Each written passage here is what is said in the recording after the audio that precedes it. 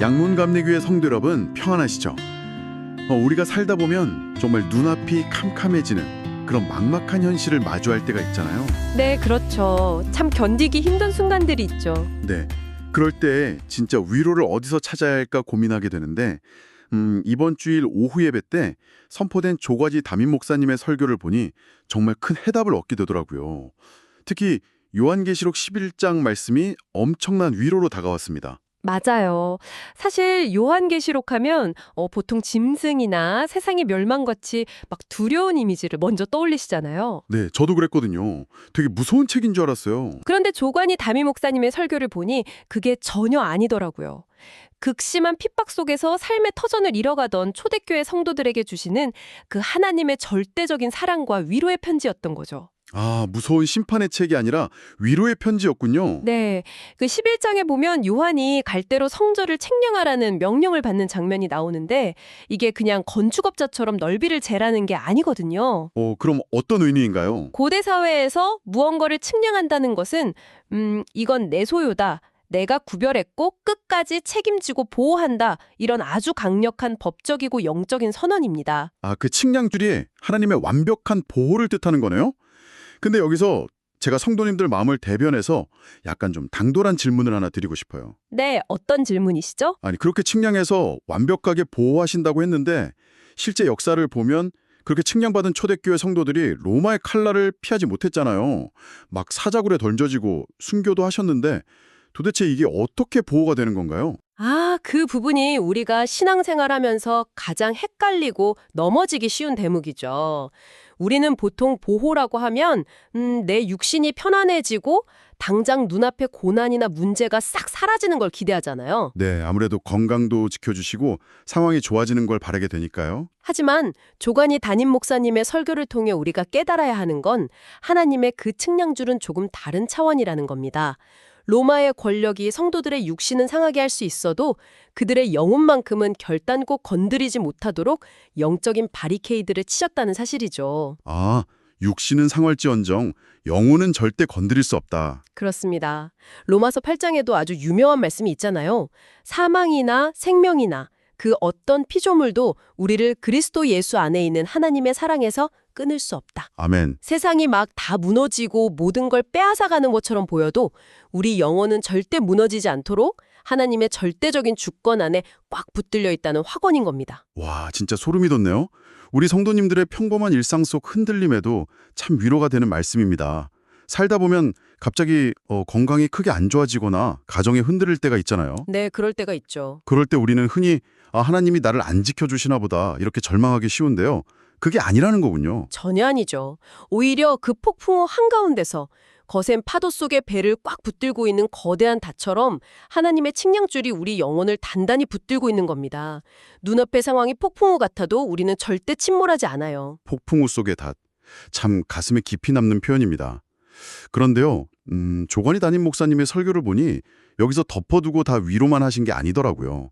아주 분명한 기준을 제시하셨죠. 회하는 자들로 딱 정하셨는데 제가 설교 들으면서 특히 원어 설명해 주신 부분에서 진짜 머리를 한 대 맞은 것 같았어요. 아, 그 헬라어 원어 말씀하시는 거죠? 네, 저는 사실 성전이라고 하면 그냥 우리가 주일마다 모이는 크고 아름다운 예배당 건물을 생각했거든요. 저도 처음엔 당연히 그렇게 생각했습니다.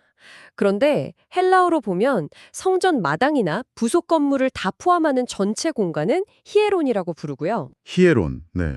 본문에 쓰인 단어는 철저하게 나우스였습니다. 나우스는 구약 시대로 치면 대제사장만 들어갈 수 있는 하나님의 임재가 머무는 가장 깊은 곳인 지성소를 뜻하거든요. 아, 그러니까 하나님은 겉으로 번듯하게 지어진 종교적인 건물이나 시스템을 측량하신 게 아니군요. 맞습니다. 건물의 화려함이나 모이는 사람의 수는 측량 대상이 아니에요. 오직 하나님의 임재가 있는 가장 예밀한 곳, 그 지성소에 머무르는 자들만을 당신의 소유로 구별하신다는 참 무서우면서도 명확한 선언입니다. 그럼 자연스럽게 우리 성도님들 입장에서는 질문이 생길 수밖에 없네요. 과연 나는 지금 그 나우스, 지성수 안에 있는지 없는지 어떻게 알 수 있나? 이런 의문이요. 당연한 질문입니다. 그런데 조건희 담임 목사님의 설교를 보니 그 해답이 바로 제단에 있더라고요. 성전과 함께 제단이 측량 대상에 꼭 포함되어 있잖아요. 아, 제단이요. 제단하면 구약에서는 짐승이 피를 흘리고 불태워지는 곳이잖아요. 정확합니다. 처절한 희생과 죽음의 장소죠. 이게 신약 시대로 넘어오면 바로 예수 그리스도의 십자가를 뜻합니다. 지성소라는 하나님의 은혜 안으로 들어가려면 반드시 이 십자가의 제단을 거쳐야만 하는 거죠. 진짜 중요한 포인트네요. 그러니까 단순히 주일에 예쁜 옷 입고 예배당 의자에 앉아 있다고 되는 게 아니네요. 그럼요. 십자가라는 제단 위에 나의 뻣뻣한 자아, 내 교만, 세속적인 욕망을 다 올려놓고 주님 저는 죄인입니다 하고 철저하게 깨어지는 회개가 있어야 합니다. 영적인 자복이 있어야 참된 예배자라는 뜻이군요. 네. 조관희 담임 목사님께서 설교에서 그토록 강조하신 부분이 바로 이겁니다. 십자가의 은혜만을 꽉 붙든 사람, 그 제단에 뿌리를 내린 영혼이라야 세상이 아무리 요동쳐도 하나님의 측량줄 안에서 안전하다는 거죠. 그런데 참 마음이 철렁 내려앉는 뼈아픈 경고도 있었어요. 2절 말씀을 보면 하나님께서 측량하지 말고 그냥 두라고 하신 대상이 나오잖아요. 성전 바깥마당이요. 네, 그 대목이 오늘날 우리가 가장 두렵고 떨림으로 직면해야 할 말씀입니다. 솔직히 저는 좀 헷갈리면서 무서웠거든요. 아니 바깥마당이라 해도 어쨌든 세상 한복판이 아니라 성전 울타리 안에 있는 거잖아요. 그런데 왜 거기는 버려두라고 하신 걸까요? 겉보기에는 참 비슷합니다.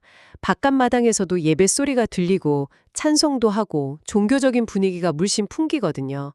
하지만 결정적으로 지성소 안으로는 못 들어간 자리예요. 십자가의 피가 흐르는 제단을 통과하지 않은 거네요. 맞습니다. 제단 없이 그냥 주변만 맴도는 거죠. 어휴, 우리 스스로에게 던져봐야 할 예리한 질문이네요.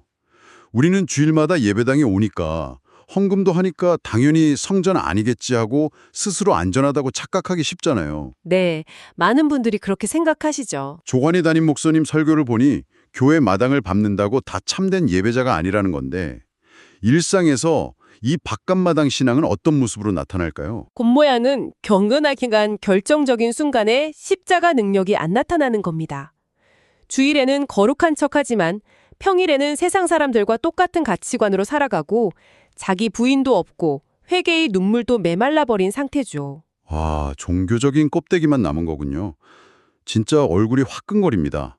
적당히 심리적인 위안만 얻으려는 값싼 은혜에 취해 있었던 건 아닌지 돌아보게 되네요. 네, 참 찔림이 있는 말씀이죠. 평온할 때는 이런 적당한 타협의 신앙도 별 문제가 없어 보이잖아요. 그런데 세상이 흔들리고 환란이 닥칠 때 이런 바깥마당 신앙은 결국 어떻게 된다고 경고하시나요? 아주 비참한 결과를 맞습니다. 측량받지 못한 바깥마당은 성경에 보면 이방인에게 42달 동안 짓밟히리라 하고 선언하시잖아요. 짓밟힌다고요? 네. 거센 폭풍이 몰아치면 재단에 뿌리 내리지 못한 신앙은 세상 풍파에 그대로 휩쓸려 버립니다. 세상 가치관에 무기력하게 먹히고 짓밟히는 거죠. 세상에 짓밟힌다니 정말 무서운 말씀이지만 한편으로는 폭풍이 오기 전에 어서 지성소로 들어오라는 애타는 하나님의 사랑의 외침으로 들립니다. 바로 그겁니다. 계시록은 먼 미래의 공산과학이 아니에요. 바로 지금 나의 영적인 현주소를 묻는 말씀입니다.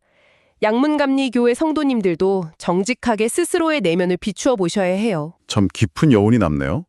그래서 담임 목사님의 설교 결론이 그토록 간절하고 눈물겨웠던 것 같습니다. 우리를 그 깊은 은혜의 자리로 초청하시는 거니까요. 네, 맞습니다. 오늘 나눔을 마무리하면서 성도님들과 함께 설교 마지막에 나왔던 히브리서 10장 19절 말씀을 묵상하고 싶습니다. 우리가 예수의 피를 힘입어 성소에 들어갈 담력을 얻었나니. 참 은혜로운 말씀이죠. 성도 여러분, 예수님이 십자가에서 피 흘리신 이유는 우리를 마당에 세워두고 적당히 종교 생활이나 하라고 하신 게 아니잖아요. 세상 어떤 고난도 침범할 수 없는 그 가장 안전한 지성소로 우리를 품으시기 위함이었습니다. 그렇습니다. 환란의 바람이 거세질수록 우리는 바깥마당에 얄팍한 타협을 버려야 합니다. 십자가 제단에 나를 못 박고 오직 보혈을 의지해서 지성소로 하나님의 측량줄 안으로 들어가야 합니다. 아멘. 양문감리교회 성도 여러분, 혹시 이해할 수 없는 고난의 골짜기를 지나고 계십니까? 흔들리는 세상 속에서 여러분의 영혼을 머리털 하나 상하지 않도록 지켜내시는 그 맹렬한 십자가의 사랑을 오늘 조관희 담임 목사님의 설교를 통해 꼭 기억하시기 바랍니다. 네, 그 닷을 꽉 붙드시길 바랍니다. 이번 한 주간 종교적인 껍데기를 벗어던지고 참된 예배자가 되어 넉넉히 승리하시기를 축복합니다. 그리고 마치기 전에 꼭 하나 묵상하실 거리를 던져드리고 싶어요. 네, 어떤 걸까요? 바깥 마당을 이방인에게 내어주라고 하셨잖아요. 혹시 세상의 고난이 밖에서 쳐들어오는 게 아니라 이미 내 신앙의 가장자리, 그 바깥 마당에 세상의 가치관이 쑥 들어와서 자리를 잡고 있는 건 아닐까요? 세상이 이미 내 마당을 밟고 있는 건 아닌지 점검해보라는 말씀이군요. 아주 뼈아픈 묵상 포인트입니다. 네, 나의 방어선이 그저 교회 문 앞인지 아니면 내 마음 깊은 곳에 십자가 재단인지 묵상해 보셨으면 합니다. 지성소 깊은 곳으로 한 걸음 더 나아가는 복된 한 주 되시기를 바라며 오늘 깊은 대화는 여기서 갈무리하겠습니다. 평안하십시오. 평안하십시오.